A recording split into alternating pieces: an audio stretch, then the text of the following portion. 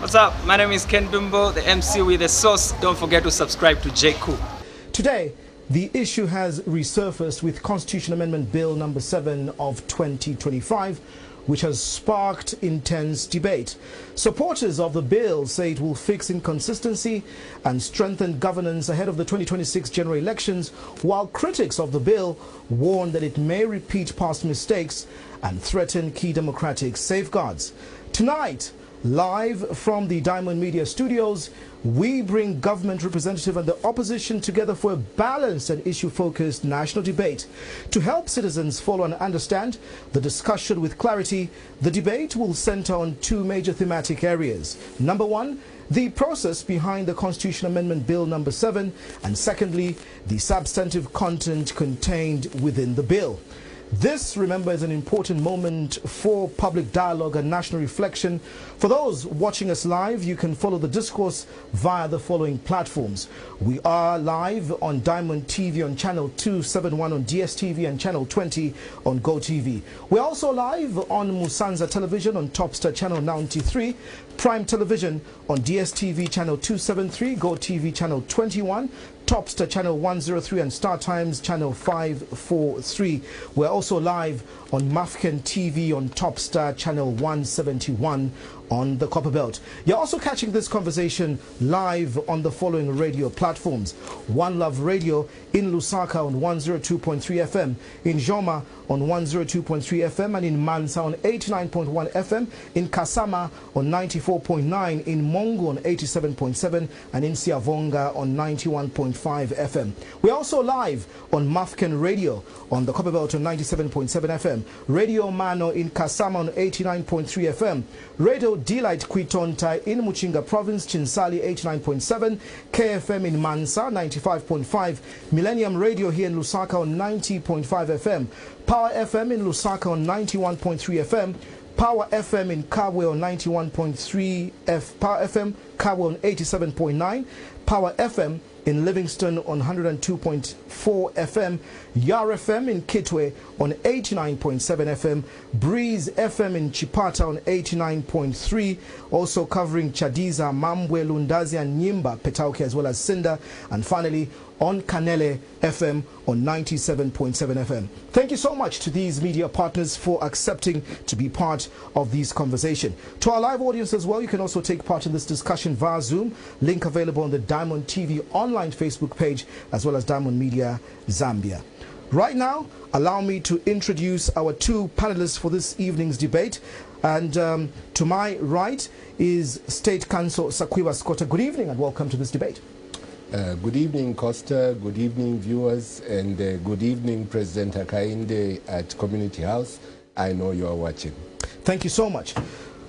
Representing government is Minister of Foreign Affairs, but coming in his capacity as State Counsel, Mulambo Haimbe MP. Good evening and welcome to this debate. Good evening, Costa. Good evening, viewers. Good evening, listeners.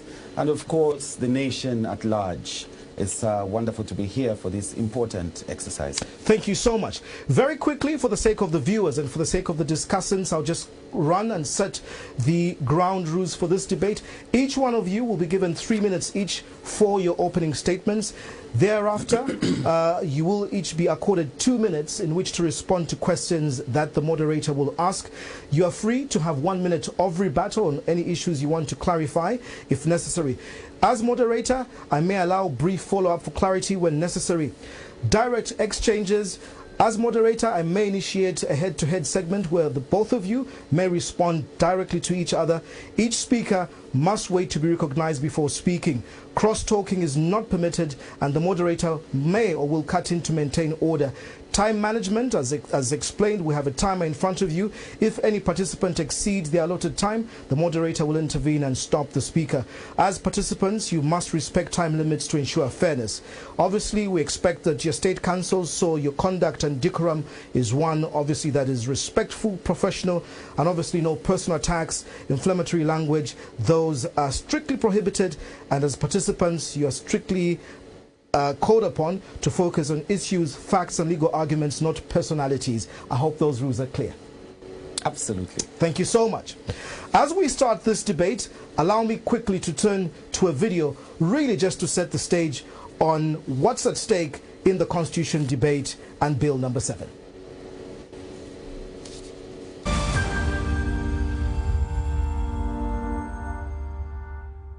Let's start with the part that has captured Zambia's attention. This is not just another legal document.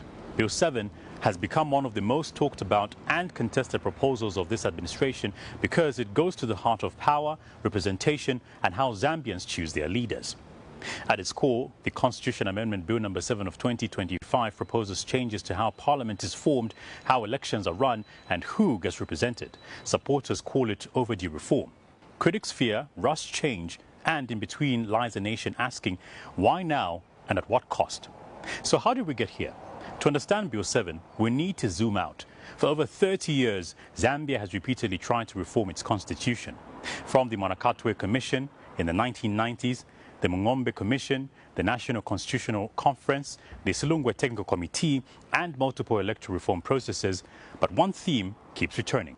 Representation has not kept up with Zambia's population, geography, or democracy. Some proposals made it into law, but many also did not.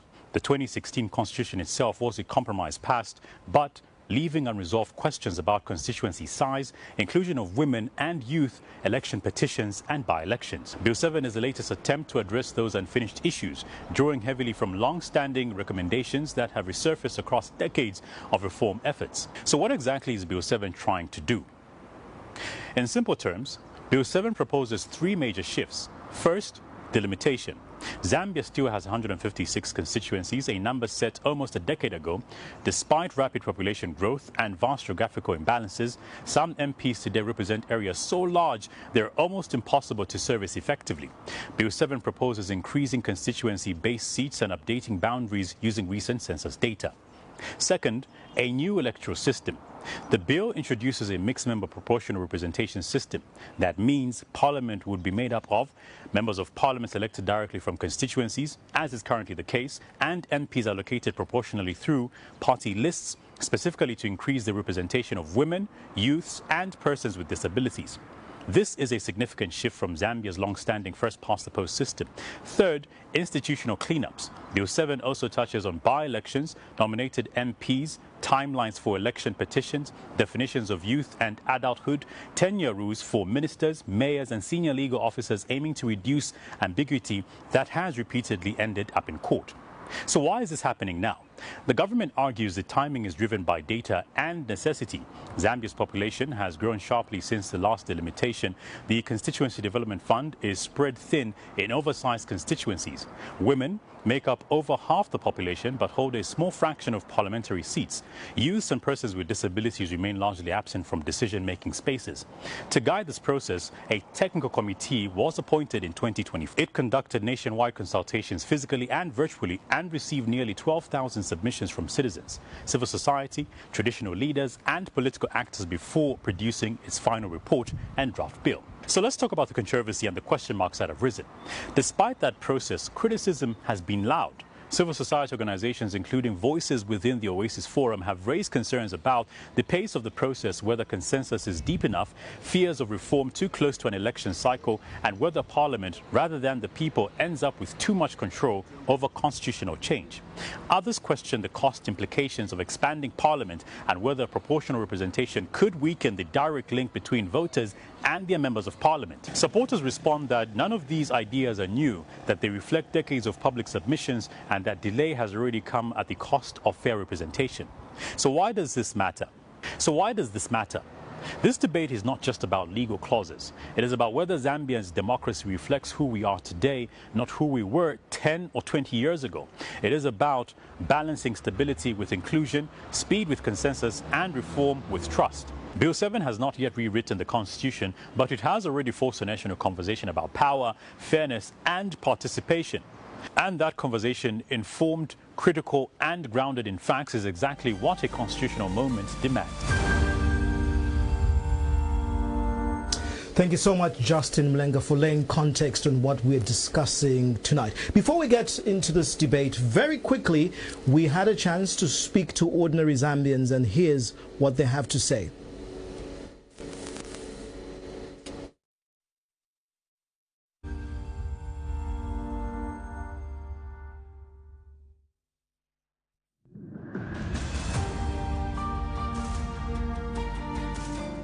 My name is Narali Mandechpulu. I have heard of Bill 7, but I haven't gone through the details. I haven't really read it in depth. My name is Naomi Banda.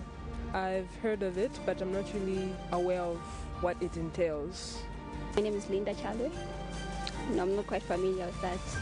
My name is Christopher Nenguke. Constitutional amendment, I think I'm aware. Ninaimvera hapo and ninaweza ku 1 or 2 3 things vane vikambika mmoja kuti vanefunga kuti vichinje. Yeah. My name is Trinity Mwanza.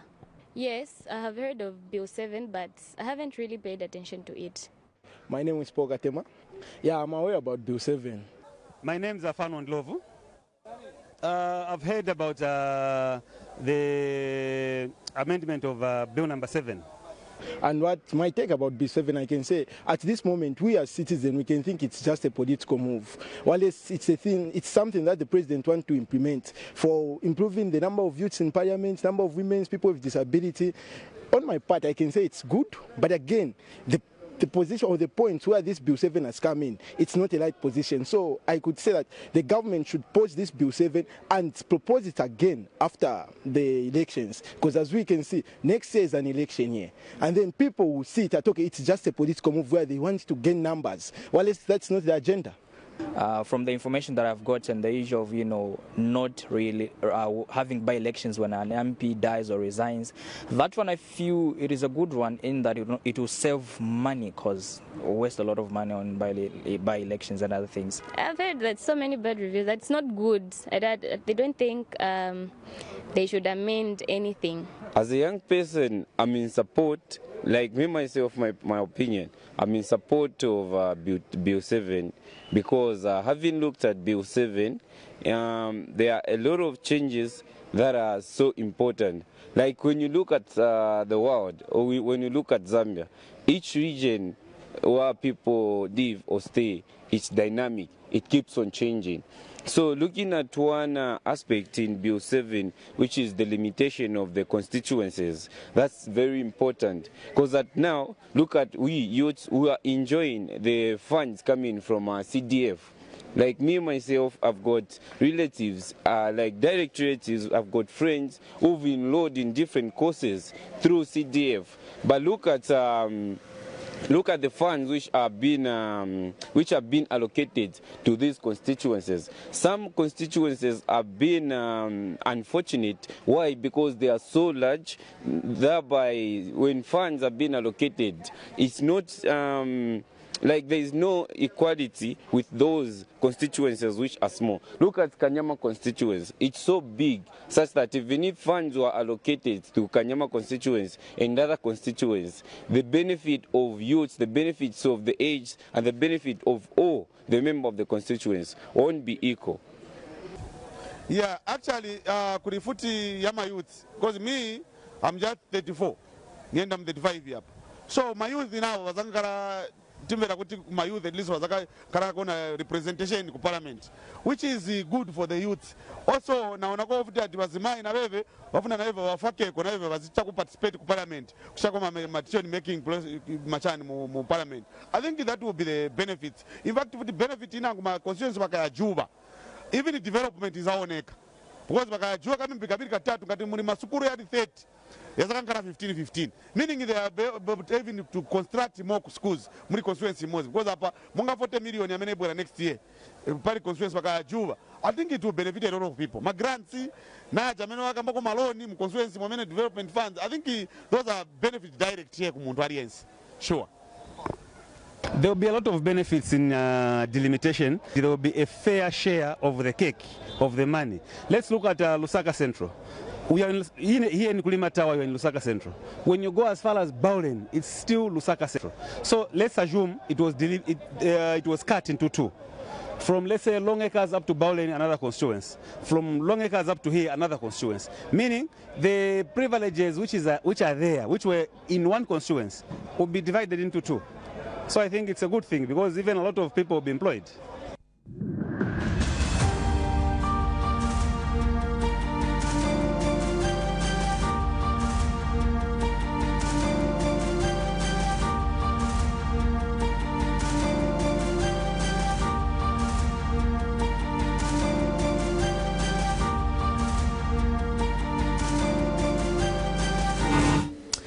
Discussants, viewers and listeners, those are views that we collected from the streets of Lusaka for Zambians to add their voice to this important national discourse. Allow me now to get straight into the debate, and I will start with you, State Counsel Mulambo Haimbe. Now, the initial attempt to amend the Constitution when the Bill number 7 was put on the floor of Parliament in March this year by Minister of Justice Princess Kasune, we were told it lacked sufficient public consultation, leading to government rather to defer the bill. Part of the question, was this an oversight on the government's part regarding the correct process for constitutional amendment? Later on, a technical committee, as we all know, was later appointed by the president and given a very short time, according to others, to collect this submission. They've gathered just under 12,000 submissions across the country. Again, does the government consider this a genuinely people-driven process given this limited time? And finally, I think the bone of contention on the issue of process, the Celestine Mukandila and Munia Zulu versus the Attorney General case, it declared the process leading to Bill 7, in other words, unconstitutional. Many lawyers say the ruling used the words, and I quote, against the spirit of the Constitution. Tell us this evening, in your first opening remarks in 3 minutes, as State Counsel, is this process with the new technical committee a validated and legal process, or is it flawed? And what does it mean when the court says against the spirit of the Constitution? State Counsel Haimbe. Thank you very much, Costa. And let me begin by thanking State Counsel Sakiwa Skota for bringing up the challenge. Of course, it was initially to President Hakainde Hichilema. I issued a counter challenge, and State Counsel has been magnanimous enough to be here this evening. I think that's a sign of our democracy maturing step by step, day by day. So thank you very much, State Counsel. Of course, to Diamond Media for being also responding, being a good citizen by responding to this particular national event. Thank you. And for the others who are syndicated, we do not take this for granted. It's an important platform for us as Zambians. In your request for my opening remarks, I think you were pretty specific. I would like to instead give a historical context to start in my 3 minutes. Bill 10. Bill 7, beg pardon. We were dealing with the earlier bill some time back, and I'm sure we'll discuss it in the context of this particular bill as well. Bill 7 and constitutional reform review that is being undertaken under the New Dawn administration has got a historical context to it, and I'll be very brief about it. It's important for the people out there to understand what this context is. There is a suggestion in these conversations that we're having now that the process is rushed, that somewhat the government is now moving to make these amendments at the very last minute. To the contrary, we began this process at the time that I was actually serving as Minister of Justice, way back in 2021. The initial thought process was to have a holistic review of the Constitution, really what is referred to as constitutional reform in the strict sense of it. But as the time went along, it was quickly realized for many reasons, amongst them the fiscal situation in the country, the fact that we had and continue to have challenges for quite a bit in terms of availability of funds to run this process. By the way, a holistic constitutional review process requires, if it is to be complete, the conduct of a referendum in relation to Part 3 of the Constitution, the Bill of Rights. And so just before I switched portfolios, we again engaged the public and made it clear that looking at the situation, looking at these parameters, our views were that, as government, as the executive, were that perhaps let us begin with the non-contentious issues, take a phased approach to the constitutional amendment and subsequently reform process. So you'll note here, dear viewers and Costa, that I have mentioned two things: amendment and subsequent review process for the entire Constitution. We said, suggested to the public that as the executive, we can see clear low-hanging fruit in the sense of non-contentious provisions, which will help us, for the lack of a better term and to use somewhat layman expressions, to clean up the Constitution. Matters which are of immediate necessity in order to see that we are able to have a more inclusive a democratic process, electoral process. This is what has led to where we are. Whether or not the bill is illegal is something that we'll be discussing shortly. I can certainly say in my opening remarks that that is a complete and total misconception, a misnomer, a deliberate effort on the part of those that do not support the bill and the efforts of government to make it appear that the process is non-inclusive. And I'll be clear in my explanation. We've got all the documentation here. We'll have a wonderful night so that our people, as you could see in the video, some did not even understand what the process is. I hope that by the end of this evening, we'll have a clear picture, an honest picture of what is going on in terms of Zambia's constitutional review process currently underway. Thank you. Thank you so much, State Council Haimbe. I'm sure that you've got a few seconds left, but 6 seconds. So I'll cede them. We'll allow and go straight to State Council Sakuba Skota. Good evening once again, and thank you for joining us. The issue really is about the legality of this. Any response, and do you have any specific concerns with the process that government has used to pursue these amendments or reforms, as he calls them? Again, to you, we'd like an interpretation. The Celestine Mukandila Munia Zulu versus Attorney General case, did it consider the process of Bill 7 flawed when it said against the spirit of the Constitution? Is the technical committee and the whole process void ab initio, State Council? Thank you very, very much. And I'd like to state that us as WOZA are happy that President Hakainde, that you accepted the challenge, even though you found a bit of restraint in coming yourself. You accepted the challenge and sent somebody to represent you. So I take it that what we're saying is directly to you, because that was the whole purpose of the challenge. You being the head of the nation, it's important that this matter is addressed by you. It's important that you recognize that it is a very important matter. It is part of governance. You cannot say that you've got other things to look at when the issue of the Constitution is on the table. It should be paramount by any standard. I think the Constitution, Mr. President, should be looked at as being paramount, because if you look at our country, there's three main things that you have to look at: the flag, the national anthem, and the Constitution. With all three, the people of Zambia must feel to be a part of it. Otherwise, the essence of those falls away. Everybody should feel they're part of the flag. Everybody should feel the heartbeat of the national anthem. Everybody should feel protected and that they own the Constitution. So the flag is like the face of the nation. The national anthem, like the heartbeat of the nation. The Constitution, however, is even greater than all these. The Constitution is the soul of the nation. So it is expected, Mr. President, that nobody would sell their soul.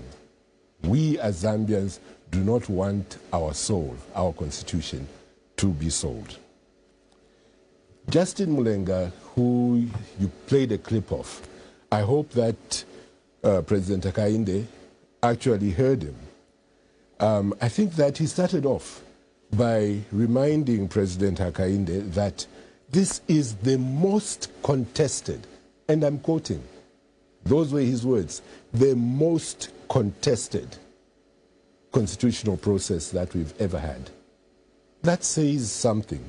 A majority of the people who came in to give their views said that, in fact, they didn't know much about Bill 7. A few said they knew one or two things, but the majority actually said they didn't know. And what is instructive is that you are even talking about people in the urban areas where there's much more communication. I didn't see a single shot from a rural area. One wonders whether the rural area people were even able to have something from that. Turning to the issue of the Munia Zulu. Mr. President, if you read it, the Munia Zulu judgment says in one portion, and I will quote, "Accordingly, we hold that the Constitution of Zambia Amendment Bill number 7 of 2025 was not generated through a constitutionally compliant process and is therefore unconstitutional, invalid, and a nullity." That is in black and white. That is not distorting what the court said. It is quoting directly what they said. I'll have to cut you there. Your 3 minutes is up. But stemming from there, quoting the Celestine Mukandida and Mudnia Zulu versus Attorney General, State Counsel Ayimba, you say you have the law that you want to quote for us. In 2 minutes, State Counsel Scott says the Court says it's a nullity. It's unconstitutional. So where do you draw the strength that this process is legal? Your 2 minutes. Thank you very much, Costa. And again, interesting that we always have different interpretations of reality. Quite clearly, we can see that our colleagues who are not in support of this bill have got a distorted understanding of the reality. You actually played clips which predominantly were from Lusaka Central. I know for a fact as MP for Lusaka Central that the people of Lusaka Central that we deal with and work with every day are well aware of Bill 10. So it may be that in that clip we had a couple of people who, Bill 7, beg pardon, I keep coming back to that because we'll talk about it. But it's important because I know for a fact that we have had processes where we've talked to the people. We have sensitized them about this bill and what it means to them. So you cannot take those that were shown on the clip at the beginning as a representative sample. And by the way, I also want to confirm that indeed President Hakainde Hichilema is very close to this process. But being the democratic president that he is, he has said, let the people discuss this matter. Let them speak to it, and it is equally important with all the other matters that they're dealing with, that we are dealing with as a government. Now, I note that State Counsel, in quoting what he says is this decision,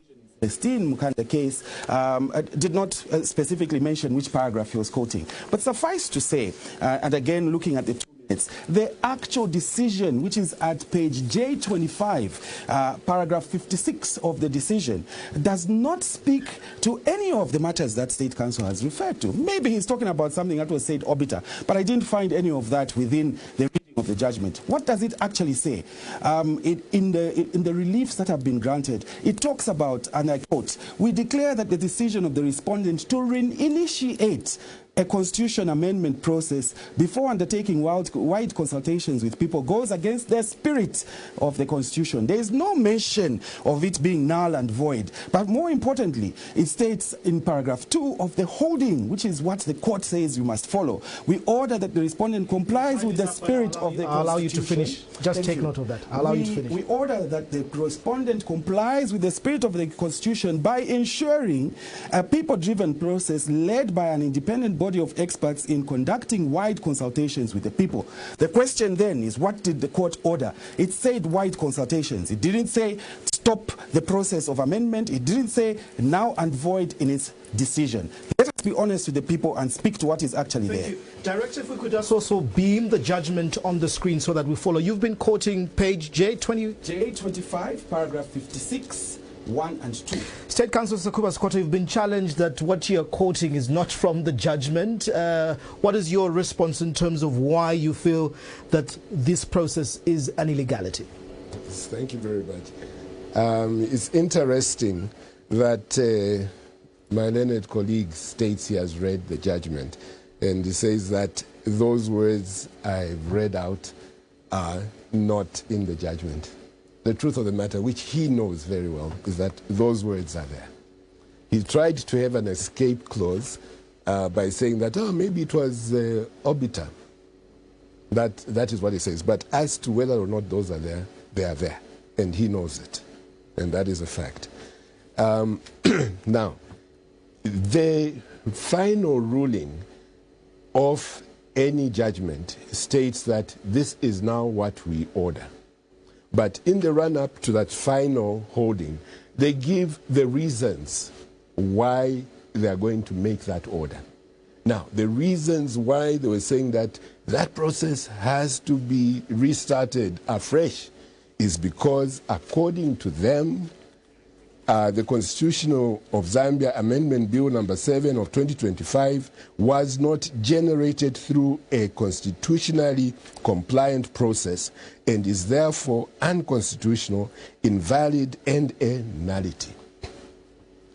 When something is a nullity, it means that it does not exist. I think Lord Denning, it is in the case of McFoy versus United Africa Company Limited, said, if an act is void, then it is in law a nullity.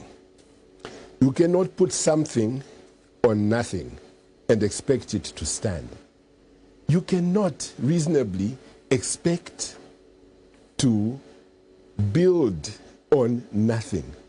The court has said it was a nullity when arriving at this direction that you have to start afresh.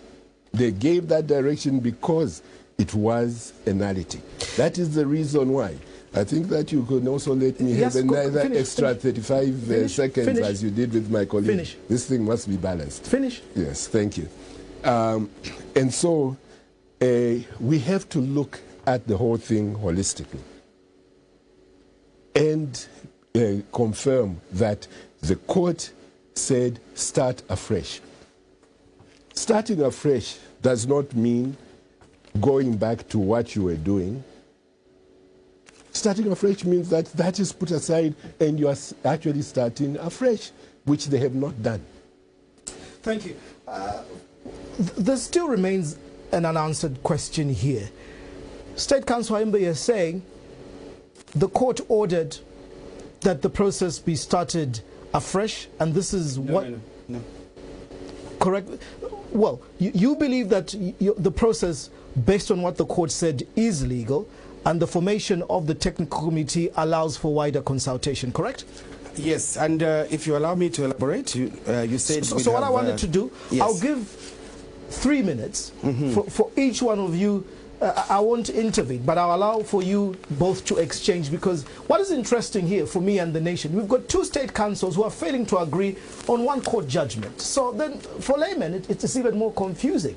So I would like you to enlighten us. What did the court order? You're saying it's a nullity, it should start all over afresh. What are you saying, State Counsel Haimba? Okay, and this is where it becomes imperative for us not to read words into a judgment. That's where we begin to have problems. When colleagues want to massage a judgment, clear words of the highest court, an apex court, that puts forward the decision that they have made. You cannot do that. You cannot put an interpretation of what you want them to have said in a judgment. Now, I'll go back, and we all know this, that the decision of the court is contained in the orders that it makes, in the reliefs that it grants. And I'll read again, for the avoidance of any doubt, and I'll ask that our viewers are able to go to this judgment. It's available online. Simply look for the parties of the case. Type in your search engine, Munia Zulu and Celestine Mkandila versus the Attorney General, 2025 CC said 009, and you'll be able to follow. We must have the truth when we deal with these matters. And the court said this: accordingly, we grant the following relief, which I read earlier. We declare that the decision of the respondent to initiate a constitution amendment process before undertaking consultations is against the spirit. Okay, that's the first holding and finding and decision of the court. The second is we order that the respondent complies with the spirit of the Constitution by ensuring a people-driven process led by an independent body of experts. Yes, it's there, so the people will follow it. Now, in those words, do you see anywhere that the court said start afresh? Nothing. In those words, do you see anywhere that the court said that this process was, it is a nullity? There is nothing to that effect. In any of those holdings that I have read, does the court say that Bill 7 is now and void ab initio? It doesn't. It doesn't even declare it unconstitutional. And we have to look at this from the perspective of what those applicants asked. They asked, the petitioners asked for certain reliefs, which included the following, and I quote, a declaration that the decision of the respondent to undertake constitutional amendment process without undertaking wider consultation, etc., etc., is in breach of the Constitution and thereby unconstitutional. Number two, an order directing the respondent to undertake wider consultation with the citizens of Zambia prior to tabling of a constitutional amendment bill. And third, that the process be halted amongst the various reliefs that they sought. Did the court grant any of these reliefs as put forward? The answer to that question is no. The court did not say halt the process. There is nowhere in that holding that the court said that. In fact, the court said undertake a process similar to that which was undertaken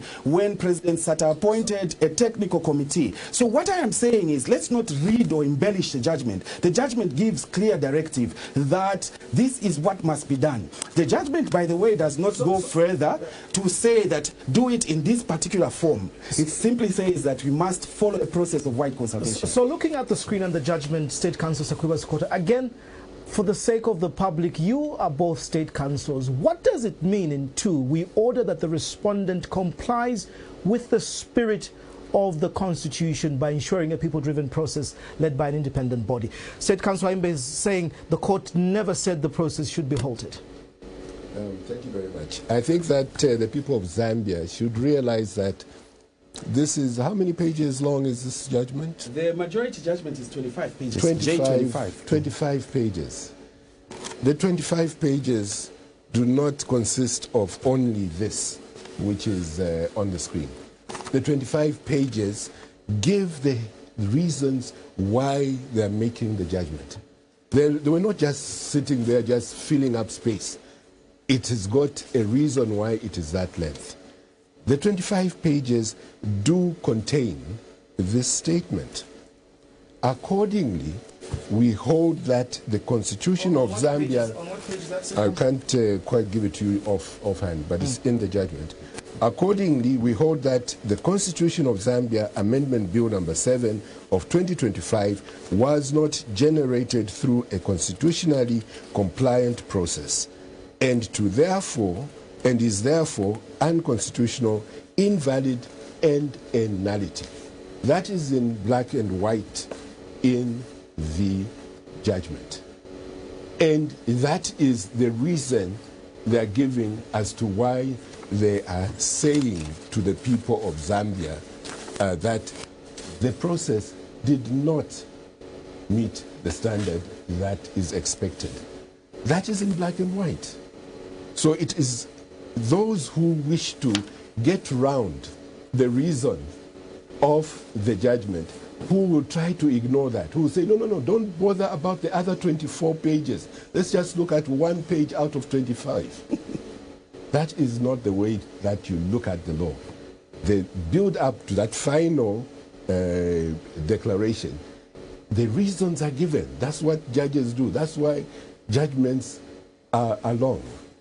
And that is what we must keep in mind. State Council, just a rider, when the judgment is concluded, there is a ruling and an order. What did the court order? What did the court order the respondents to go and do? No, what is important is what was the reason for the court action? What was the analysis of the court? And how did the court think, okay, we can have this matter resolved in this way?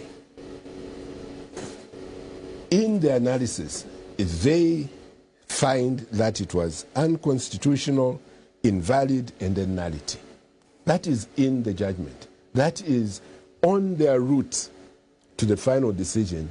They are taking that into consideration. So that means that that is the thoughts of the court. That is the thoughts of the court. They cannot put every single thing into the holding, but in the lead up to the holding, they'll give the reasons why they're getting there. And the reason very clearly is because it was unconstitutional, invalid, and a nullity. Before we move to the contents of Bill 7, I really want us to, for the viewers and the listeners... And I think that you've stolen my 20 seconds. I'm still giving you more time. But yeah. the issue then is, the court made a decision. What we've seen now is a technical committee which has concluded its work and submitted a report. Do you still consider that an illegal body and an illegal process? Well, on the issue of the technical committee, there is so much to be said about that and as to what is wrong. I'll give you an example. I think that they had a working space of just about slightly under a month, I believe. And the actual interaction with the general population was just slightly over a fortnight, I believe so, or thereabouts. Now, if you look at even, and we're talking about the Constitution, if you look at even ordinary, just ordinary bills, the consultation that the committees in Parliament will give on ordinary bills, not constitutional bills, is at least 14 days before they tell, they'll even advertise. They've advertised for committee sittings which will be in January and so forth next year. And they're saying that make sure that you put in your submissions at least 14 days before the actual sitting. That's what they consider to be reasonable time for an ordinary bill. Keep in mind, that is for an ordinary bill. But for a constitutional bill, because of this mad rush, this indecent haste that they have, they're even giving less than what they give for an ordinary bill. That gives you a sense of the desperation, the sense of the way that they just are not bothered about the Zambian people. Thank you so much. State Counsel Haimbe, the court ruled that the respondent needs to go back and do something that is in the spirit of the Constitution, in short, wider consultations. Is the technical committee a legal body, a legal process? Was this consultative process in the spirit of the Constitution? Indeed, it was. It was in the spirit of our democracy to start with, because we also must speak of the wider context of what has been done. We have a situation where the executive said we want to do an amendment to deal with the non-contentious issues and comes up with a position in that regard. And citizens challenge that and they decide to go to court. And the court tells executive, you cannot do this. We say instead follow this process X, Y, and Z. Let us hail the democracy that the UPND government has brought. Because what does the government do, the executive do in response to that? It says we understand the separation of powers, therefore we shall follow what the Constitutional Court has declared. Very, very important. We contextualize these matters. And I will not leave the issue of the alleged decision of the court to declare the process nullity. It is actually contrary to what the court itself said. The court was asked to do an interpretation. Yes, I said that we want to read into the judgment matters which are not there. But let us give the context of this decision that the court was making. The court was specifically asked to invoke the provisions of Article 128, which confer jurisdiction on the court.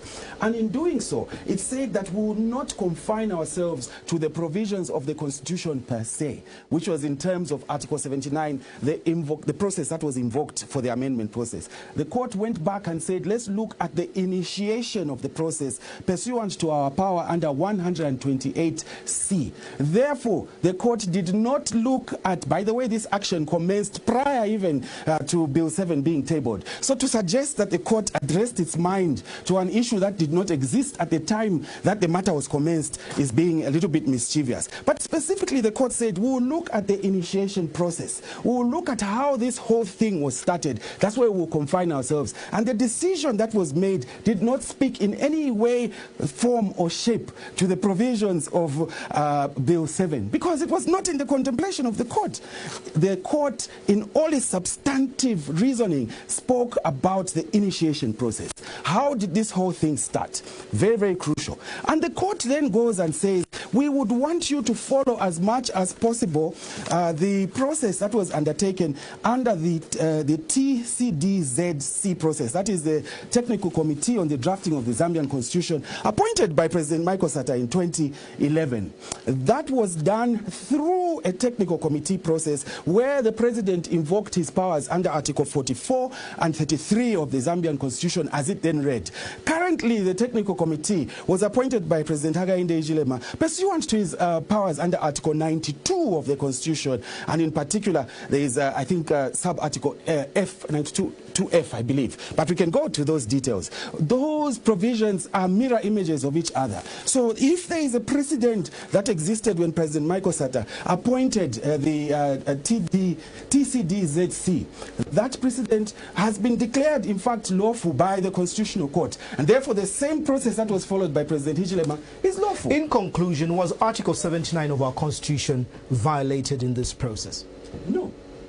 Not in any sense. As I said earlier, the court did not even speak to the issues of Bill 7 itself.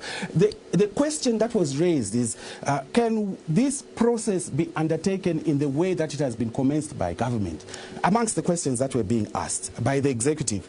And the court said, we have a general power under Article 128C to inquire into the actions and decisions that are taken. So it did not even refer specifically to the provisions of Article 79 per se in determining that this matter must be concluded in this way. It looked at how the process was initiated and said the precedent we have in this country is that we have commissions, we have other modes by which these processes of consultation must be undertaken, and then said, government, you must do this in substantial conformity with what President Michael Sata did.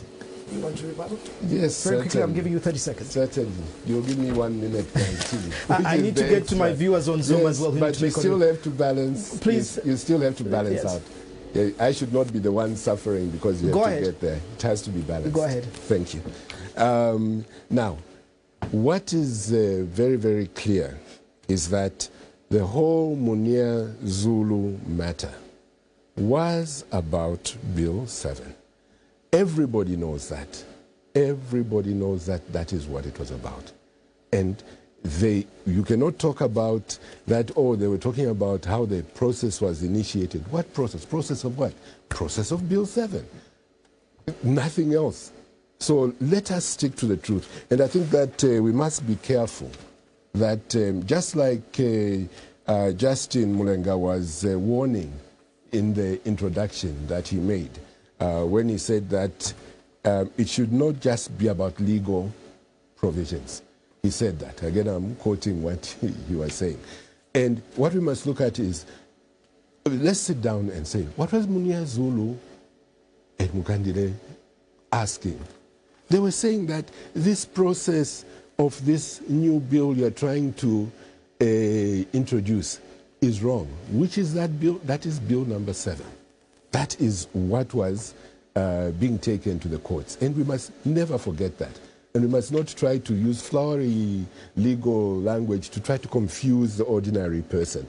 The ordinary person has to follow what is going, what is being said and what is going on.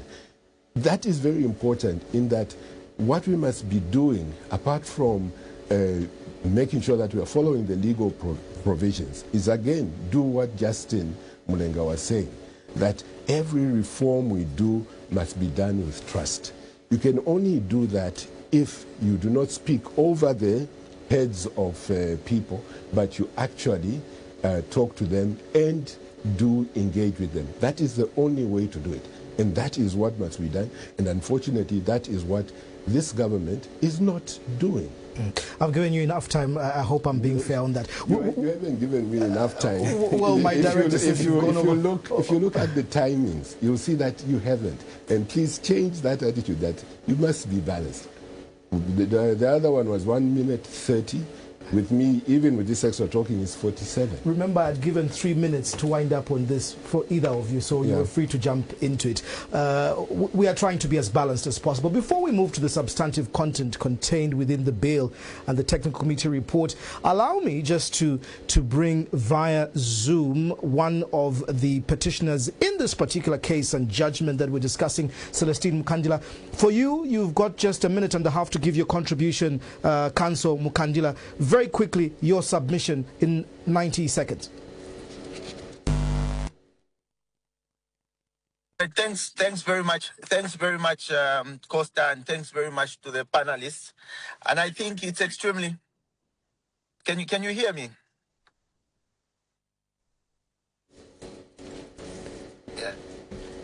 Yeah. So I think it's extremely important I think it's extremely important at this point to stress a point which is within the judgment. And at this point, I would want State Counsel Haimbe to direct his sight to page J23 of the judgment, which is very categorical. Paragraph 51 states that, in our considered view, the TCDZC process should be replicated or something of similar magnitude, pursued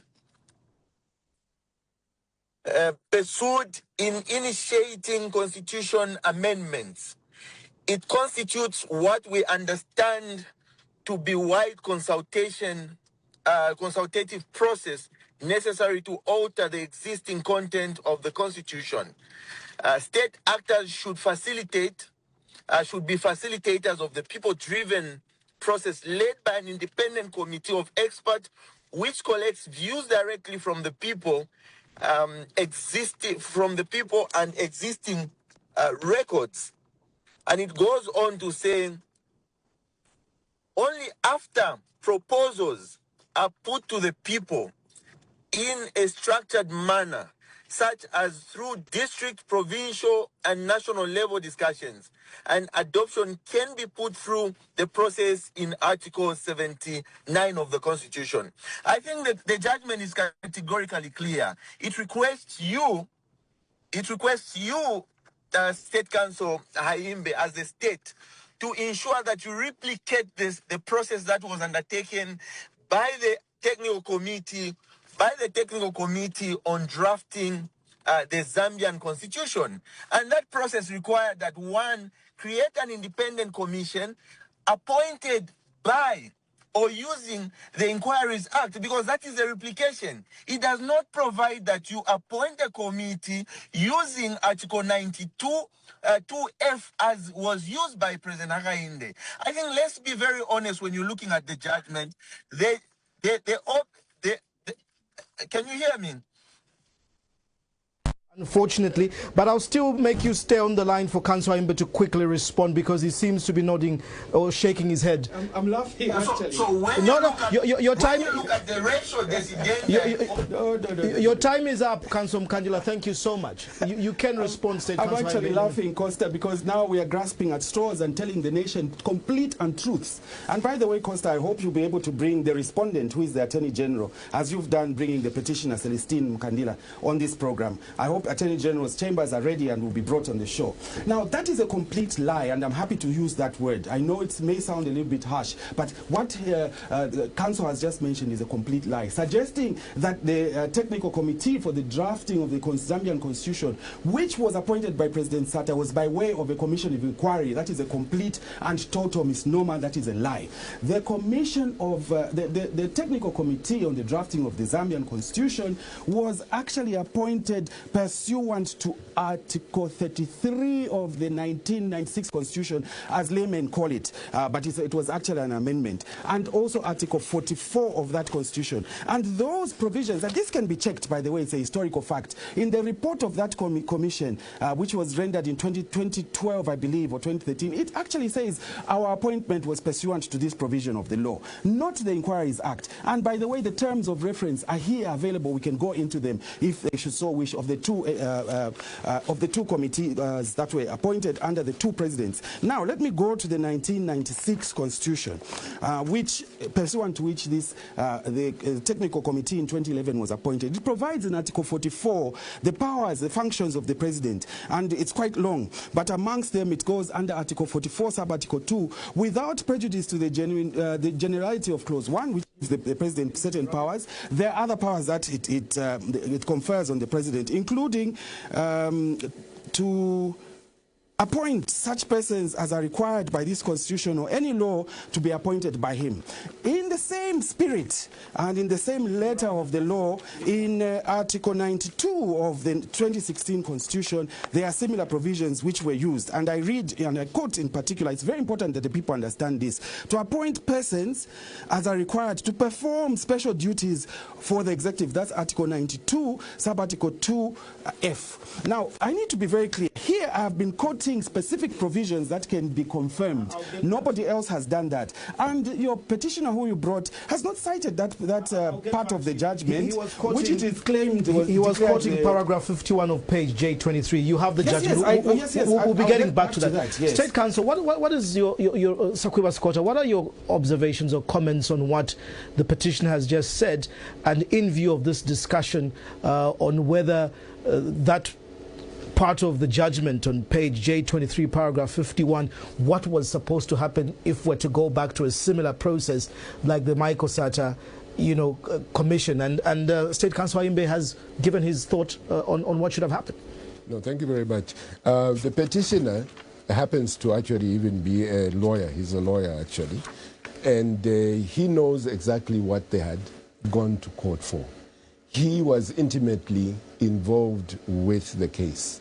So he is not just talking from without. He's actually talking, having been there from day one, minute one, to the last minute of the case. And he heard everything. And what is at J23, para 51, is something which really is supposed to have been looked at by the people who were doing this new attempt. And it is very clear that what was needed, firstly, was an independent set of experts who would look at it, genuinely look at it, not just be there for show. Because when you look at the time that they were even given, it was for show. When you look at the fact that they were not given a free hand, but they were given a set of rules as to what they are to look at, which was which was Bill 7, shows that it was all for show. That shows the extreme bad faith with which they approached the matter. You do not go around seeking to say, how do we get past that requirement, that judgment? Oh, let's put up a show. The Constitution should not be dealt with that way. It should be dealt with honestly and openly. This is what this government has failed to do. My colleague talked about that they earlier on had wanted to have a holistic review of the Constitution, and then they decided, oh, no, let us perhaps just look at the non-contentious issues. I think that quite clearly they were not right in what is non-contentious. If it was indeed non-contentious, we would not have a situation where even your own Justin Mulenga has declared that, and he's an independent person. I believe that Diamond TV is independent. I believe so. An independent person has said that this is the most contested. You cannot say that then it is non-contentious issues. And who is it who decided that these are the non-contentious issues? This was fixed from day one, and the Zambian people do not want to be part of a rigged system.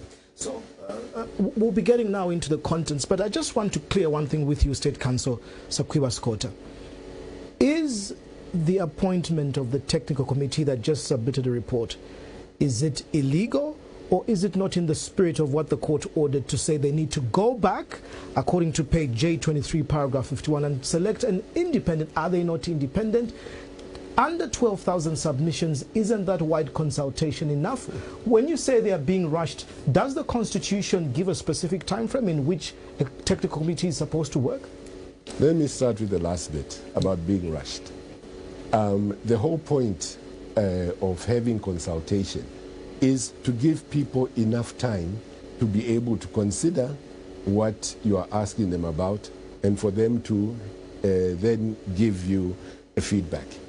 That clip you had of people off the streets clearly shows that the majority of them don't even know what is being talked about. That means that you have not given sufficient time. And you're talking about people in a very urbanized situation. My colleague said that, in fact, most of them are from Lusaka Central. Those are people, generally, when you look at the population there, have got good communication and everything. You're not talking of my great uncle in Kalabo or somebody in Kaputa or Shangombo who most probably has never even heard that there's Bill 7 going on. So you have not gone in the spirit of it. The spirit of it is to gather a true reflection of what the people say. The spirit of it is not to drive people in a certain direction. It's to give them sufficient time. This is, for the sake of time, is the technical committee an illegality? It is an illegality because it is not independent and doing it in the spirit of what the court said it should do. It would only be illegal if it was independent and doing it in the spirit that the court said it should do. By not doing in the spirit, that makes it illegal. Unfortunately, we need to move because there's so much ground to cover and time is not with us. Yes, but you did give State Council quite a bit of time to speak to this issue. I know you. I think I'm entitled I gave you enough time to respond to Celestine Mukandila. Yeah, but I'm now responding to State Council. It brought different dimensions that I must speak to. Unfortunately, we need to move to the contents of the bill, if you allow me, State Council. And in your time, you can find probably some space to respond.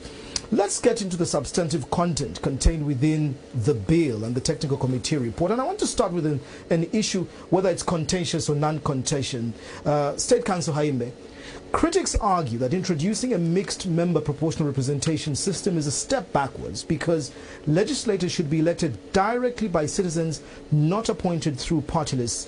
What is the justification for introducing this model? Thank you very much. So I'll give you 2 minutes. Please. Yes, I'll speak to that. And let's go by this one super citizen, Justin Mlenga, who appeared in your video, who suddenly has become the be-all and see-all of Zambians' opinion on what is contained in Bill 7 and our constitutional making process. We completely forget here that the trade union has spoken in favor of Bill 7 and on behalf of thousands, perhaps millions of Zambians. The students have spoken in favor of Bill 7. This is on record. I don't know how come Justin becomes the one that is the epitome of our conversation regarding Bill 7. It's not a realistic position to take. Justin is but one person in a video that was taken. We don't even know the process that was undertaken. I'm not saying anything about Diamond TV, but that is my view. I wanted to put that across because it seems that Justin has been put in all this and has become what is the essence of Bill 7.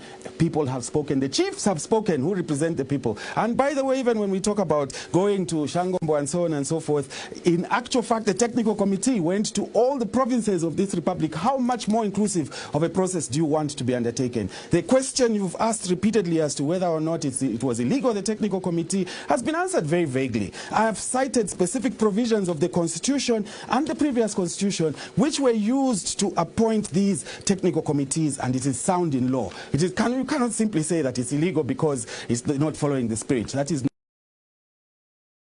precise. That being said, to answer your question on going backward, I shudder to wonder how introducing provisions that allow for these vulnerable, ostracized people in our communities to have a voice means going backwards. It's unfathomable completely. All this time, civil society, the opposition, were talking about the fact that this UPND cabinet has got only 3 women, 4 women, or whatever it is. It's not representative. All this time, we have spoken as politicians that it's difficult for women to use the ordinary path of direct election. I'm using women as an example of direct election because of the abusive nature of our political system. And we come up with an idea that would give these marginalized groups an opportunity to participate effectively. And someone says it's going backward? How? In what sense? It's not possible. In fact, it is a progressive provision that says, let us embrace the youth, because those were also said not to be given enough opportunity to participate in governance. This mixed member proportional representation system that we are proposing in the proposed amendment clearly incorporates these groups. It brings them together, gives them an opportunity that they would not otherwise have when you use the ordinary direct method of election. And that, by the way, is not to say that they will not participate in the other process as well. So they have, we know that we've got a diverse crowd, double to use that expression. The ability to be brought into parliament via the list system, using the mixed member proportional representation, but also directly they can compete and participate. Where are we going backwards in that regard? There's no way. Thank you. State Councillor Will, your take on mixed member representation. Do you support the issue of a small parliament as proposed under Bill 7, a smaller parliament? Thank you very much. I would like to start off by saying that there is an Official Oaths Act, which is Cap 5 of the laws of Zambia, which sets out the oaths that people take. The Official Oaths Act for oath of office says, I will well and truly serve the Republic and the President of Zambia, that I will be faithful and bear true allegiance to the President and the Republic of Zambia, that, and this is the most important part, I will preserve, protect, and defend the Constitution of Zambia as by law established. That oath is not only there for that, even for the judicial officers, it has similar wording. It says, I will do justice in accordance with the Constitution of Zambia as by law established, and in accordance with the laws of Zambia, without fear, favor, or ill will. As a lawyer, all lawyers, when being called to the bar, also take an oath to defend and protect the Constitution. And it is not only us. Mr. President, let me remind you of the oath that you took.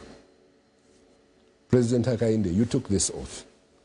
I, Hakainde Hichilema, having been constitutionally elected to the office of President of the Republic of Zambia, do swear that I will faithfully and diligently discharge my duties and perform my functions in this high office, that I will uphold and maintain the Constitution and laws of Zambia, and that I will dedicate my abilities to the service and welfare of the people of Zambia without fear, favor, or ill will. Having taken that oath,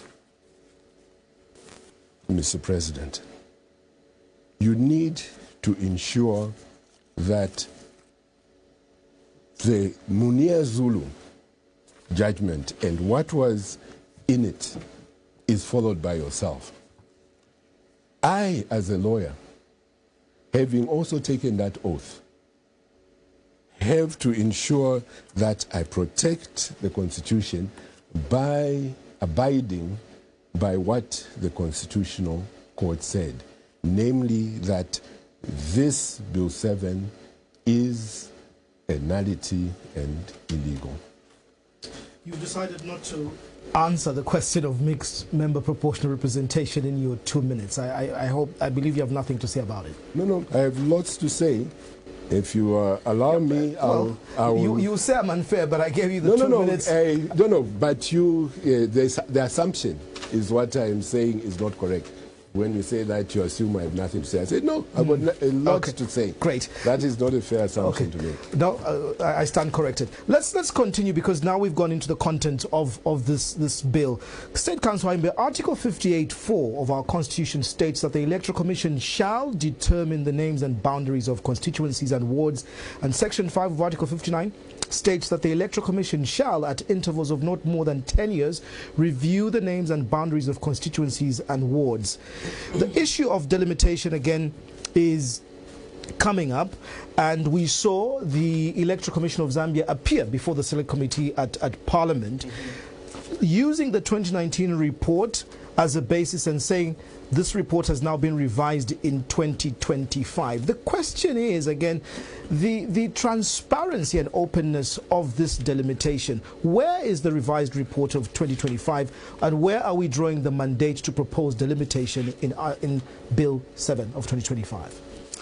Yes, thank you, Costa. Delimitation is one of those issues which our people have repeatedly spoken to, and it is something that certainly they want. And I'll go into the meat of why the substance of that particular provision. Let me say, make an overarching comment regarding the content of Bill 7. These are 13 articles that proposed amendments to the Constitution, not a reworking of the Constitution as a whole, but specific proposed articles 13 as contained in that Bill 7. And each of them speak to an important facet of our governance, including what you've spoken about, delimitation, including the removal of the provisions in Article 52, which were somewhat ludicrous, including speaking specifically to the question of how do we hear and determine an presidential electoral petition. Those are all matters we have spoken about as Zambians without question and without doubt, including as long ago as the earlier Constitutional Review Commission. So we cannot come today and suggest that these matters have been plucked out of the sky. That is, again, not being in touch with the reality that we are faced with as a people. Now, let's talk about delimitation. You've asked about where does this requirement, where does this drive for us come from when we speak about the need for delimitation? And you've quoted the appropriate articles. And I'll go to the Constitution. I've got all three of them here. Or is it four, as the case may be? I don't know at this point. Where in Article 58 delimitation is spoken about, and you quoted some of the words. The important thing to note there is that a time limit is given as to when delimitation must occur. It is clearly stated in Article 58 that the Electoral Commission shall undertake this process at least every 10 years. In a cycle of 10 years. So where we are now, it's a necessity. Otherwise, you are saying that you want us to commit a constitutional breach by not having that delimitation, because the last one, of course, only took place more than 10 years or plus or so ago. So it is a requirement. Now, you have asked a question about how this delimitation is undertaken. And I would like to draw the attention of the public, because it's been suggested that it's an arbitrary process. You've actually suggested that yourself. Article 59 provides safeguards in the Constitution itself of how this delimitation must be undertaken, and it gives criteria which must be taken into consideration to take into the account the history, diversity and cohesiveness of a constituency, to have regard to the population density trends and projections, C, to ensure that the number of inhabitants is reasonable in terms of the geographic features. I'm rushing through because of time. Ensure that constituencies' wards are wholly within districts, to achieve, very importantly, an approximate equality of constituencies and ward population, subject to the need to ensure adequate representation for urban and sparsely populated areas. This is the criteria that the ECZ uses in order to determine how delimitation will be undertaken. And a failure to comply with this is a constitutional breach which is actionable by anybody who is not happy with how the ECZ has undertaken its exercise. It is there in the Constitution. Nobody would dream up constituencies and say that it is because of some other consideration outside of the Constitution. We look at population, we look at the size in terms of geographic significance of a particular constituency and determine. When I say we, I'm talking about the law. That is how ECZ decides the issue. Thank you so much. State Counsel Sakiwa Skota, Article 58(7) of our Constitution provides that even a report such as the one for delimitation by the ECZ can be challenged before, the courts of law. I want your take on this issue of delimitation and its preposition. Why is there all this skepticism that when State Counsel Imbo says it is law, it is constitutional, every 10 years we must delimitate, and the time is now? Why then are we thinking that this is a political gimmick by the party in power, that delimitation advantages them? Isn't it a constitutional requirement? Your 2 minutes. A simple answer, it is a gimmick. It's not that we are thinking, it is a gimmick. The law with regards to delimitation, yes, says that every 10 years there must be a delimitation exercise undertaken. Now, delimitation, what is it? Delimitation is what my colleague referred to, making sure that you look at how changes of population have happened, whether there's been a lot of movement of people into a certain constituency so that now it's overblown, or that so many people have moved from this constituency that there's not enough people in there. So you remedy that. the remedy, and nowhere does it say in the law, nowhere does it say that the remedy is to increase the number of constituencies. That is not there. The remedy is that you redraw the lines. Redrawing the lines does not mean increasing. You may increase, yes, but it does not mean increasing. And nowhere does it say increasing. So let's say, for example, you've got constituency A, which is next to constituency B. And a lot of people have moved from constituency A into constituency B. Then what you could do is maybe enlarge the size of constituency A so that some of those people who have physically moved into what was then constituency B are now within the same area, so that you're then still striking the balance in terms of the numbers of people. And if this was being done honestly and not a gimmick, that 2019 report is what would have been the one they're following. When was the new report made? Where is this mystery new report? It's being kept like it's some kind of secret cult document. Government should not be run like a secret cult. No, no. This is not a cult. Zambia is not a cult. These things should be out in the open. Which constituencies right now are the new 55 that they are looking at? Where are they? Why have the people not been told? The minister is here. Perhaps he will be good enough to tell us where these 55 are. And if he's not going to tell us, perhaps he will be good enough to tell us why they're keeping it secret like it's a cult, that they should be the ones to know. They expect Zambian people to say, yes, increase the number, without knowing where the increases are being done. I will tell you, anyway, I'll use my next section to move into that to expand. If you may allow me, you've challenged him. You've asked him some questions. Yes, can we allow him 30 seconds to answer your questions? Yes, specifically. 30 seconds, Councillor, to answer. Thank you very much. State Council, you cannot put the cart before the horse. Before it is determined that there will be 51 constituencies, additional constituencies, you want those constituencies to be identified? How? It must follow a logical sequence. The constitution amendment is done. We know that we are increasing the number of constituencies to X, and then you say, given this number that we've been given to work with in the constitution, this is how it is going to be done. It is a matter of simple logic. And I would like to also then attend to the issue of some of the concerns that have been put across by so in suggesting that this delimitation does not necessarily mean increasing the number of constituencies, let us give a practical example. If you look at Eswatini, a country in its entirety, the total square meters of Eswatini is 17,364. Now let me give you one constituency. In Kampiriposhi, we've got 17,219 square meters. If you do not divide that constituency, how else are you going to stop a country being a constituency? Katombora is 18,055. Thank you so much. I'll keep on, I've got the statistics. Thank you so much. Facts, not speculation. Allow me now to bring via Zoom the board chairperson of the Gears Initiative, Zambia, Mr. Lakson Lungu, who's going to make a contribution. Mr. Lungu, good evening and welcome to this discussion. 90 seconds for your contribution, very quickly.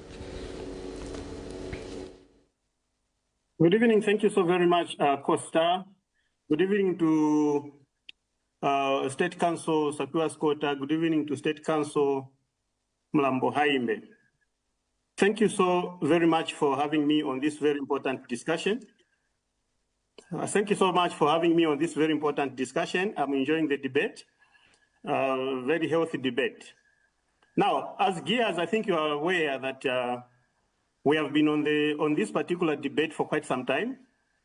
We have been supporting the constitutional amendment, I think, from the time we started calling for it. To start with, let me indicate that we as Gears Initiative have been on record of having been calling for constitutional amendment from the time the UPND came in power.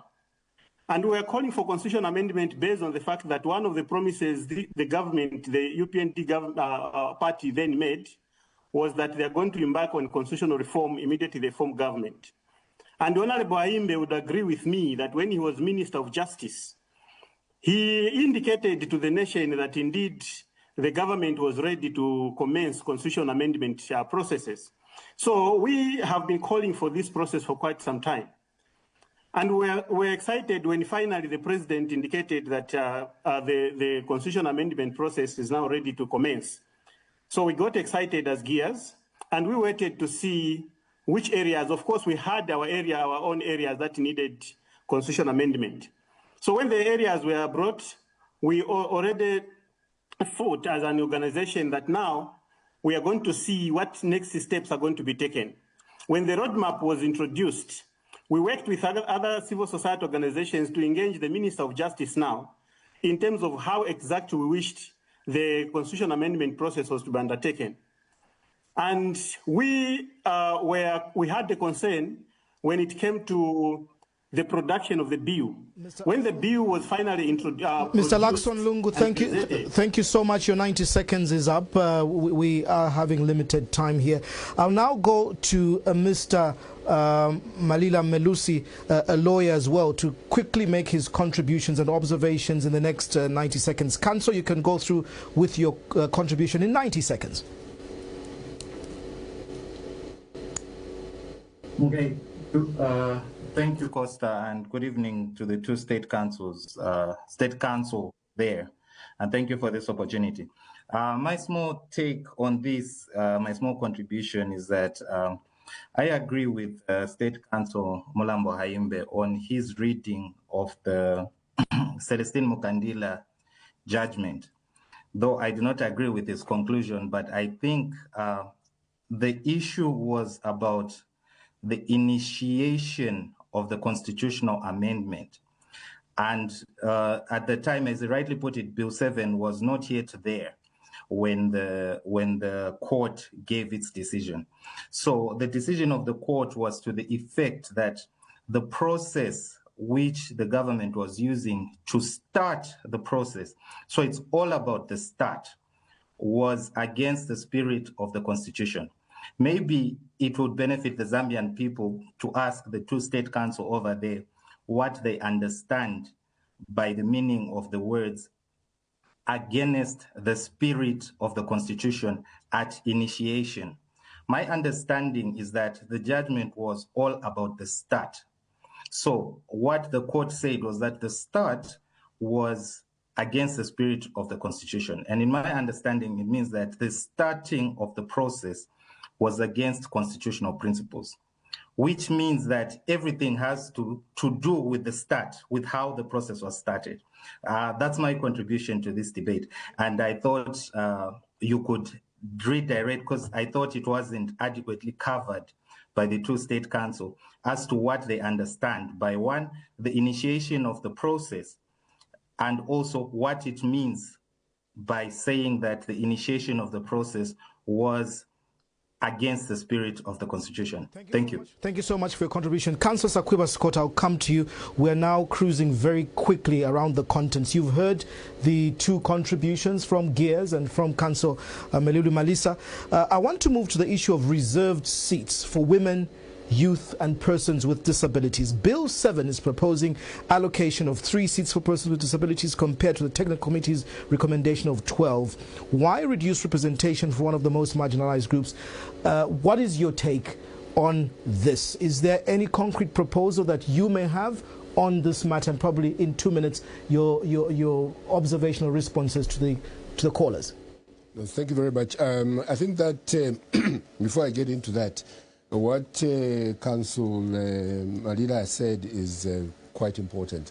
And I think that what you have to look at is the initiation process, yes. And they tried to reinitiate by bringing in this technical committee. But when you reinitiate, it means that that which had happened before, which the court said was not right initiation, is thrown away. So you cannot build on something which is not there, like Lord Denning said. I'm mindful of the time. Let me quickly answer one or two issues that were raised by my colleague, who said that look at Eswatini and the number of voters and the size of the place. Look at the US. They've got roughly 450 House of Representative members. Their population, 300 million. When is the last time that they did a change in increase in number? It was at the beginning of last century when there was a small increase in the number. So if you're looking at figures, you can pick Eswatini, but you also have to look at the US and see that the two would cancel each other out. He also mentioned that the unions, and he says the students, have talked on this and said, oh, that's lots of people. But those who have talked against, just the churches alone, put together the unions and the students, the churches far outstrip the number of people represented in Zambia. There's nobody, not even any party, which has got more than the churches. So the churches have said, no, this is all wrong. He mentioned the chiefs. The chiefs, a good number of them, recently His Royal Highness Mwata Kazembe said, no, we haven't given us enough time. That is the chiefs that he's talking about. They themselves have said, you haven't given us enough time. Your 2 minutes, Councillor Haimbe. Thank you so much. I think the important thing is that clearly there is an admission that these groups actually had the opportunity to speak to the issues of the Constitution. That is what is required. That is the democratic process that we've been talking about. And that's the process that the court also referred to. Now, there is a specific aspect that was mentioned in the two clips that you brought before us a short while ago. And one of them was in relation to the initiation question. And I'm grateful for Councillor Maluli for saying that actually what I've said with regard to the provisions or the findings in the Celestine Mkandila case are to the effect that I mentioned. Now, let us look at the process of amendment holistically. Again, we can't take things in little snippets and say this is the direction that the court has said we must go. As I mentioned earlier, the court did not give any prescription. It did not prescribe that in following substantially the process that was undertaken by the previous technical committee, you must do X, Y, and Z. The court simply stated, and it gave direction, which we have followed as government magnanimously, that you must adopt this process. This is why you have seen the technical committee coming in. Now let's go into technical language here. When you talk about initiation for the amendment process, there are 4 steps according to the parliamentary procedures, the standing orders that must be followed. First reading, second reading, third reading, and the committee stage. Each of these are part of the process of enacting law. Now, when you talk about initiation from the perspective of parliamentary process, the only step that was taken was what we call first reading. And if you read the standing orders, first reading is described as simply introducing that piece of legislation that you intend to enact. The other processes then follow after introduction. In this case, what happened? The government, upon realizing that the people had complained about the process, when President Hakainde Hichilema met the civil society, halted the whole process. So it stopped at initiation, right there, at a process of introduction. No other step was taken. I'll build up on that. Thank you so much. Councillor Sakuiba Sikota, Bill 7 removes by-elections for seats held by political parties in an event of death or resignation. What is your take? How does abolishing by-elections strengthen democracy? Thank you. The last comment by my colleague cannot go without a response. It is an admission by him that the process had started. Whether it was stopped or not, it had been initiated. Once you take the bill for first reading, it means you have started it. You haven't brought nothing. You have brought something. And that is what was said to be wrong. The initiation was wrong. That means that which you brought falls away. You cannot say, okay, we'll hold on, try to fix things and come back again to continue this which was wrong. It is wrong, it is dead, you cannot bring it back. You cannot bring a cat which died on 27th June back on 8th December and expect it to be a healthy introduction of something. And then There was also his statement that these people had an opportunity to talk. All of them, the ones I mentioned, said, you have not given enough time. Yes, they came and said, hey, yes, we've come to tell you basically that you have not given us enough time to consider this. That is what they said. But this government did not listen.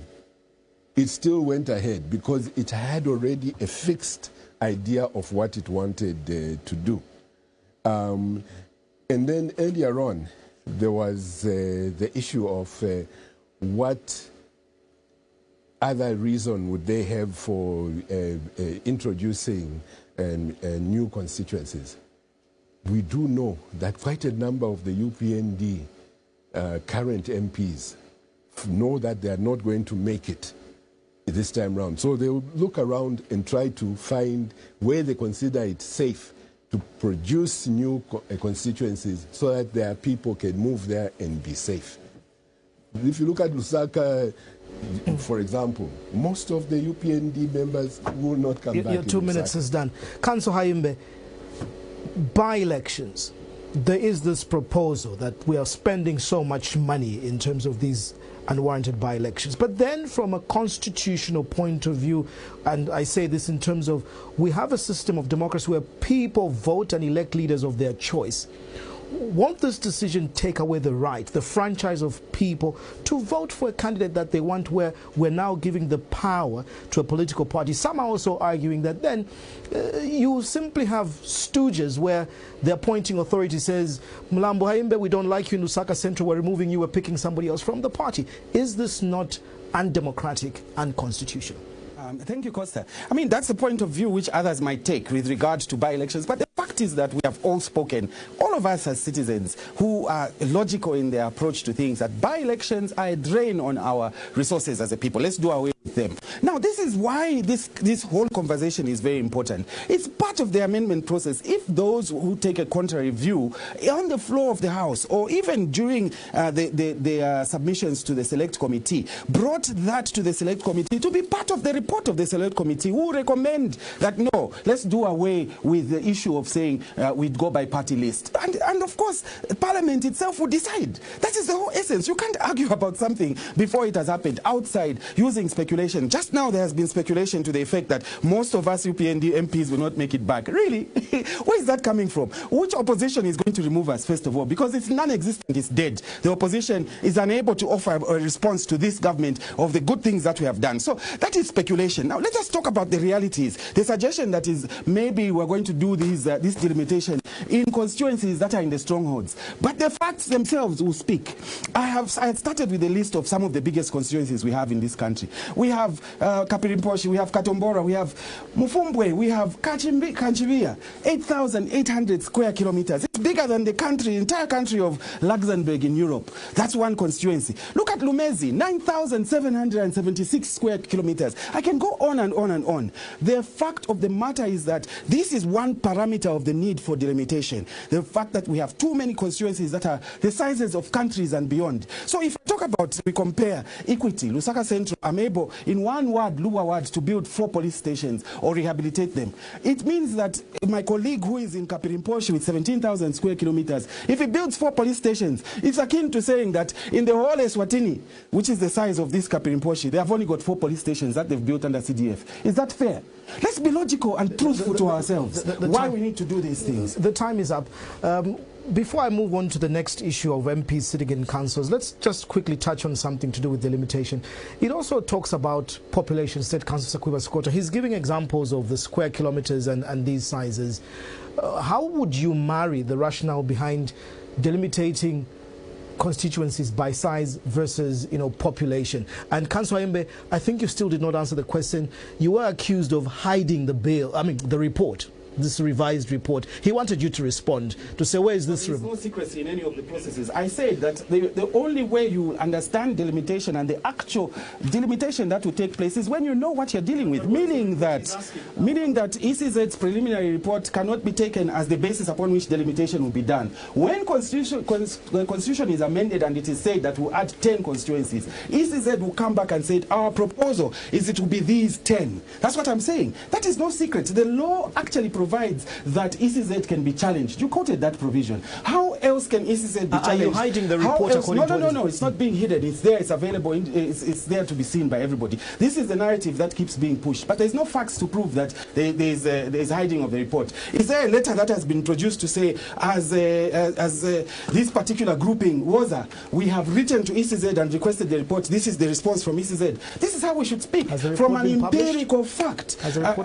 Well, whether the report has been published or not, that is for ECZ to respond to, okay? That you can ask ECZ to do so if you so wish. Then you would be able to have a factual basis of saying ECZ has refused and is hiding the report. Outside of that, it's speculation. Let me allow him as well to... It's speculation. To be fair, let me allow him as well. Yes, please. On the ECZ issue of the report, ECZ themselves have said, we have given the report to government. So government are the ones who should give it to you. That has been stated by ECZ themselves. The people who are hiding it are the government. They're hiding it. If they were not hiding it, you'd say, no, it's out there in the public. You can find it on websites such and so on, but there's no such thing. It is untruthful to say that it is out there for the people to see. That is a lie. And then also to state that it is only after you've said how many constituencies that you can then say, okay, the ones are these and these. On what basis did you arrive at the figure of 55? Don't tell me you just dreamt up 55. That's not reasonable. You must have arrived at it by looking at certain things and saying, oh yeah, this one will need to be cut up or whatever. You don't just dream up a figure. That is unreasonable. Let's move to some of the other provisions in this bill. Again, before the 2016 amendment number 2, we had members of parliament sitting in the councils. We changed that. We now want this back. Let me begin with you, State Council. Are you in support of this? If not, what is the alternative model for this?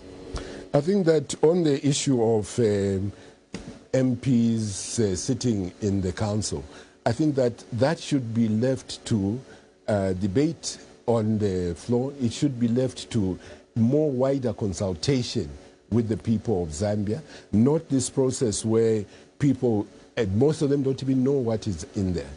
I think that with that, us as WOZA will go with whatever the people genuinely will say they want with regards to that. What is important is to listen to the people of Zambia, give them ample opportunity to give their reasons. You know that this report is 174 pages. 174 pages. And you know that the average time for somebody to be able to read a page, A4 page, is about 1.5 to 2 minutes. That means that to read 174 pages, you would need continuously 4.5 hours to 7.25 hours to read. I don't think that cabinet ever met to consider that report. And that those who, if they did meet, it must have been a very small kitchen cabinet, and that they would have had time to really put into proper perspective what is in that 174-page report. The fact that the very next day they were passing it on means that they were just waiting for it to come. Even before the ink had dried on those pages, they were handing it over to say, now take action. They had no time at all to go through those 174 pages and really properly look at it. That's how bad this whole process is. The indecent haste is frightening. Thank you.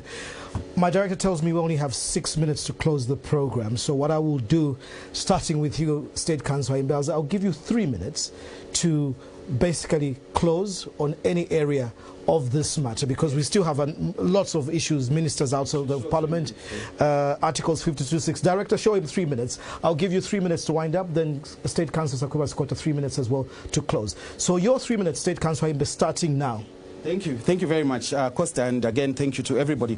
I want to touch on one or two things. There was a comparison of the U.S. House of Congress being 450 compared to us who are trying to increase with our small population. But that's akin to saying that Zambia and the U.S. can be compared like oranges, like for like. We forget that the U.S. is way more developed than we are, and therefore have got different means by which they can ensure effective representation of the people. You can't compare apples and oranges. Again, that's an inappropriate way of looking at things. There is no lie that has been spoken here. There is no report that is hidden or secret. That is speculation. And to suggest that perhaps Cabinet did not have opportunity to read the report, again, is pure speculation, because unlike our colleagues who served in the past, I hate to bring them up, we work. We do not sleep. We read those reports, and our President Hakainde Hichilema is clear in what he expects us to deliver as Cabinet. You do not take a laissez-faire approach, and you can see even from the manner of my debate the nature of research that I have done to respond to these questions. Up to this point in the program, we have not been shown a provision which has said that, in fact, the judgment of in Celestine Mkandila said there was a nullity. Zero. Nothing has been brought to the people of Zambia, whereas I have been able to cite the clear provisions of the law and of the facts that I'm relying on. At the end of the day, the people of Zambia can see that this process is a genuine process which is aimed at achieving outcomes that enhance our democracy, that enhance our participation, enhance the participation of marginalized groups, the women, the disabled, and the youth. These are cries that the people have been having. Talking about coming back into the council, it is not just on a whimsical approach that we are saying that MPs must come back in the council. You will see, for example, that the implementation of enhanced CDF has got the local authority playing the key role in doing so. We as MPs sit outside and are not able to provide even a supervisory role, and yet we take the accountability. Going back in the council is to ensure a smooth process between the various entities that are working towards achieving our enhanced CDF. So all in all, you can see that there is clearly, substantively, in Bill 7, lots of benefits. Nothing has been pointed out here which is contrary to the will of the people of Zambia. Nothing has been pointed out here which talks about governance issues, which talks about all these allegations that have been made. You can purely see that the bill is for practical purposes to ensure that, as I said earlier, wider representation on the part of the people of Zambia. In terms of the alleged illegality, I have shown distinctively here that the standing orders of Parliament provide in Standing Order 122 that introduction is by first reading. The substantive steps of amending have actually now taken hold after the technical committee has provided its report. What does it mean? The technical committee's input is going into the amendment process, meaning what goes on the floor of the House for decision by MPs has been sanctioned by the technical committee, or otherwise, depending on what they stated, meaning that this process is not illegal but follows what the Constitutional Court directed. Thank you. State Council Skota, your 3 minutes. Thank you very much. What is really gratifying is that there has been no denial that these words have been stated in the judgment. Accordingly, we hold that the Constitution of Zambia Amendment Bill number 7 of 2025 was not generated through a constitutionally compliant process and is therefore unconstitutional, invalid, and a nullity. That has not been denied, that is it there. Now, to try to say that if you're introducing something to Parliament in first reading, you have not initiated something, shows a total lack of seriousness. What are you bringing then? You're bringing something because you're initiating it. It's the initiation process that we're talking about. You can't run away from that. No matter how you try to contort your being and so on, the fact is the introduction for first reading means you have initiated the process. Yes, there are other processes to be taken, but you have initiated. And we're talking about the initiation having been wrong. And you can't run away from that. Now, I would like to let everybody know that the foundation of the Constitution is what is really, really important. Part of that foundation to create that sense of ownership and so on is that it must have been arrived at by consensus of the people, that it must not be contentious. Clearly, this is a contentious issue.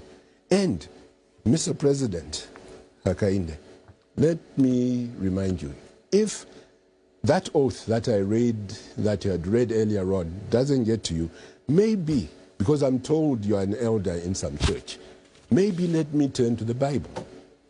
Matthew 7, verses 24 to 27, talk of a wise and a foolish builder. It says, a wise builder will build on a solid rock. The foolish one will build on sand. Our Constitution must be built on a solid rock. Mr. President Hakainde, you need to ensure that if there's cracks in the foundation, as is the case with this matter, you start afresh. Otherwise, that which you are putting together will crumble in the not too distant future. It will become a total waste of Zambia's resources. It will be taking away the faith that people have in our Constitution and in our laws. Mr. President, don't go down that route. Thank you so much. Thank you so much, State Council Sakwiwa Scott, and thank you to you, State Council Mlambo Haimbe, for coming through and sharing your opinions, your thoughts, and your legal expertise with millions of Zambians that were listening, streaming, and watching tonight. Thank you so much. Thank you very much. Please, you may shake hands. Thank you so much. Thank you, State Thank you. And believe me, we are happy that you listened to us. We only informed within a week you were calling on us. Yes, to come. thank you. That is democracy. We listen to it. Thank you so That's much. how effective was that. The technical committee has done its report. The select committee is now hearing witnesses as the process continues in Parliament. We're waiting to see the next stages of the parliamentary processes as alluded to in the standing orders. Allow me right now to thank you, all our media partners, Diamond Media, Musanza TV, Prime Television, Mafken TV, One Love Radio, Mafken Radio, Radio Mano in Kasama, Radio Delight Kwitonta in Muchinga Chinsali, KFM of Mansa, Millennium Radio Lusaka, Power FM Lusaka, Power Kabwe and Power FM Livingston, Yar FM in Kitwe, Breeze FM Chipata, Mambwe, Lundazi Nyimba, and Chadiza Katete, all the way into Sinda and Kanele FM. Online, we've been streaming on Diamond TV online as well as Diamond Media Zambia. Thank you so much for being part of this conversation. To all of you also that joined in via Zoom and contributed, the entire production team, thank you so much. We'll continue giving you these debates as we go to the election of August 2026. We'll see what Parliament will decide on debate around Constitution Amendment Bill number 7. Good night. My name is Costa Monza. Pleasant viewing.